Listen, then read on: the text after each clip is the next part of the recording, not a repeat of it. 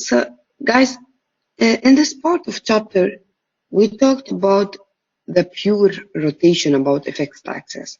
So if I have a rigid body undergoing a rotational motion, pure rotational motion with no translation about a fixed axis, in order to solve such a problem, you must know, guys, that I can solve for three unknowns. Because in this type of problem, if I have a pure rotation of a rigid body under its center of mass, the three scalar equations are sum of Fn is equal to man, sum of Ft is equal to mat, and sum of moments around the center of mass is equal to Ig alpha, or to the moment of inertia around g times angular acceleration. And what we discovered also in the video lecture, that I can also find the sum of moment around its center of rotation, and it will be I-O if the center of rotation is O times the angular acceleration. So in order to solve such problem, like the pure rotational problem, what you have to do, guys, is to indicate the center of mass. If you don't know it, guys, remember how to find the center of mass by applying the statics equation of the center of mass for the area moment of inertia. If you remember, it's x bar. In area moment of inertia, it was x bar is equal to sum of x bar times a over the sum of a. Now here, in the mass moment of inertia, you have to remove a and put m instead, so it's equal to the sum of x bar times m over the sum of m. So you have to first indicate the center of mass by calculation or directly if you know it, and then you have to find I. Don't forget, guys, you have to find Ig or IO. It depends where or about what point you have to find the sum of moment. And guys, you have to also indicate your reference, apply these three equations after finding what are the forces exerted on this body, or after drawing the free body diagram, and then you can have three unknowns. All right, so three unknowns, three equations. What you have to know, guys, that if I can't find three unknowns in the equations, or if the number of unknowns exceeds the equations, what you have to do is to use kinematics. All right, so it's to use the previous chapter, either by using the vector form, the relative motion analysis for pure rotation, or by using the equation of kinematics, which that depends on time. Right, so you have to find an equation that can relate these unknowns together, so that I can solve them. All right, guys, any question? All right, so let's start by the first problem, example 7. Here, I have a bent rod that has a mass of 2 kilograms per meter. Guys, pay attention to the input. So the input here is the mass in unit lengths, which means I have to multiply this mass by the unit lengths. All right, so it's the density per unit length here. I need to multiply the mass per unit length if I want to know the mass, the whole mass, or the individual mass of each beam. Okay, guys, I know that it is released from rest, which means omega 0 is equal to 0, of course, in the position shown. So this position is at t is equal to 0. And then I released it with omega 0 is equal to 0. I need to determine its initial angular acceleration, which means I need to determine alpha 0, alpha at this instant, and the horizontal and vertical components of reaction at A. Correct? So of course, guys, here at A, I'm going to have two reactions, and they are unknown. So I need to find them. Now, guys, what is the first step ever? I'm going to start, guys, by indicating, you can, guys, state your equations. So I know here that there will be a pure rotation. Around what? Around A. So what will be my equations? In fact, if I want to state my equations, there will be some of F. So let's go back and bring them here. So they are these equations, right?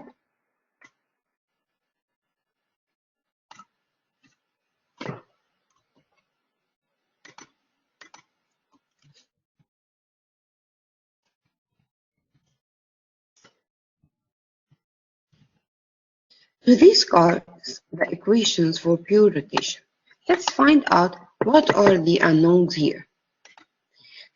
So sum of Fn is equal to m omega squared Rg. Now what is Rg? Rg is the distance from, or it's the position of the point G with respect to what, guys? With respect to what? With respect to the center of rotation. Remember from kinematics, guys? So don't get confused. This Rg here, since this is the equation of AGN, AGN is equal to omega squared times R. What is R? R is the radius of rotation. So this Rg is from the center of rotation. Now what is the center of rotation? It's A. Which means, guys, the first step ever is to find the center of mass G. I have to find it. How to find it? I know, guys, that x bar is equal to radical xi or x of gi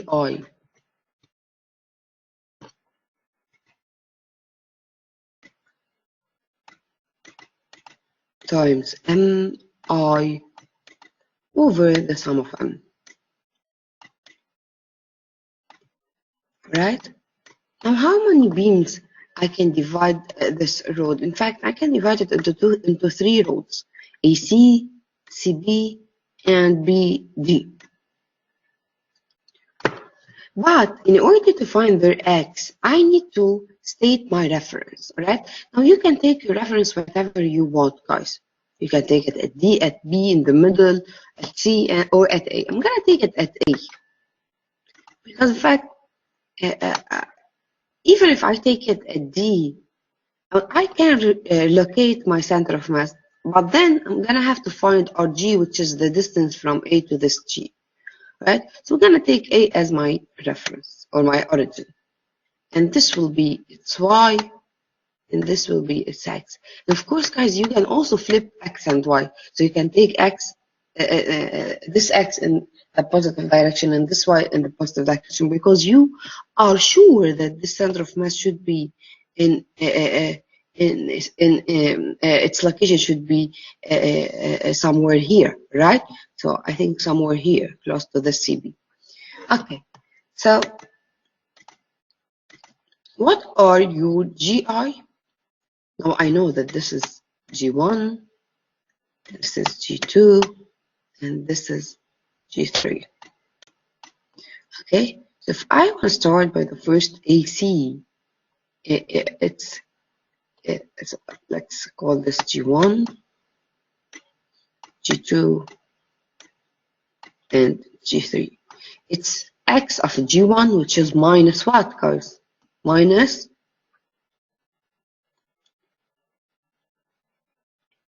what is x of G1? Minus 0.75. What is x of G2, guys? X of G2, it is minus 1.5. And what is x of G3? It is the same as x of G1, which is also minus 0.575. Thank you, guys. Now, for the mass, I know that the total mass is, or the individual mass of each beam is equal to 2 times 1.5, because they have all the same lengths, all right? So the individual mass is a 3, 2 times 1.5 is a 3, and the whole mass is 9, right? So let's start by the first. Yes, Harry. So the first beam is a 3 times, what did we say? 0.75 plus 3 times 1, or sorry, minus 1.5 plus 3 times minus 0.75 over the whole mass, which is 9, and this means that this is 2 times 3 times 0.75, 3 times 1 is 1.5, plus 3 times 1, 9, 9 over 9 is 1. Right? So x bar is equal to minus 1, in fact, right? So it is here, somewhere here. Now what about y bar? You can guys apply the same. So it's sum of a ygi mi over sum of m. And then you have to find y1, y2, y3. But I can also say that there is a symmetry around this axis, right? So there is a symmetry around this axis, right?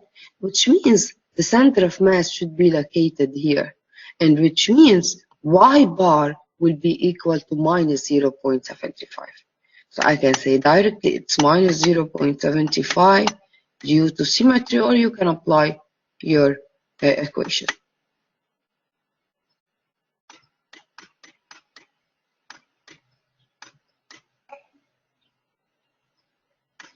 Yes, Karim.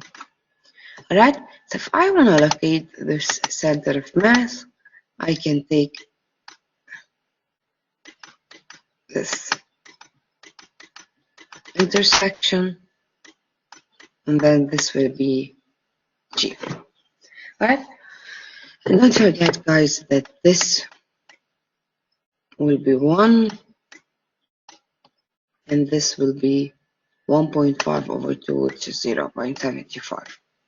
So now I can find RG, which is the distance between A and the G, right?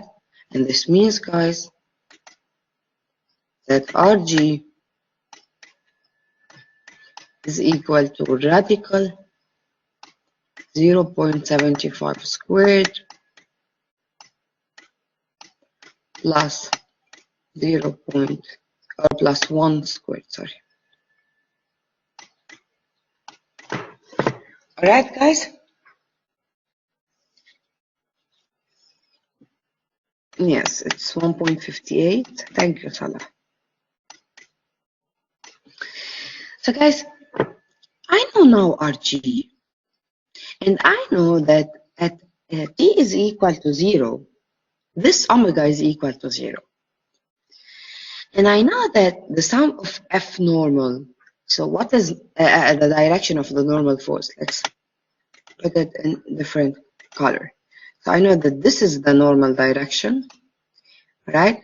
And since the weight will push it down, then this will be the direction of rotation, and this means that this will be a T. So what are the forces in the normal direction of T?